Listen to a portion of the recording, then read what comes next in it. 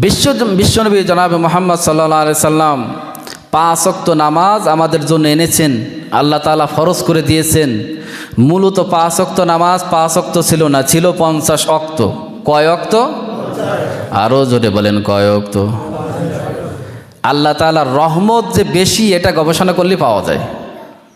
এখন বলেন, আমাদের উপরে যদি আল্লাহ তাআলা 50 ওয়াক্ত নামাজ ফরজ করতেন, তাহলে দুনিয়ার কোনো কাজ করা যাইতো?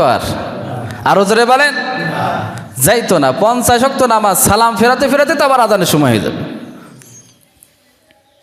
বিশ্বনবী জনাবে মুহাম্মদ সাল্লাল্লাহু আলাইহি সাল্লাম আল্লাহ তাআলা দরবার থেকে 5 ওয়াক্ত নামাজ, ফরজ নামাজ নিয়ে আসলেন। আল্লাহ তাআলা বিশ্বনবীকে জানিয়ে দিলেন, ইয়া রাসূলুল্লাহ, ইয়া হাবিবাল্লাহ।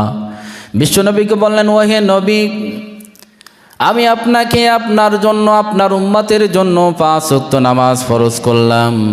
কোনো উম্মত বা কোনো বান্দা বান্দি যদি 5 ওয়াক্ত নামাজ শরীয়ত মোতাবেক আদায় করে, আমি আল্লাহ রাব্বুল আলামিন 50 ওয়াক্ত নামাজ আদায় করলে যে সওয়াব হয় তার আমল নামায় দিয়ে দেব।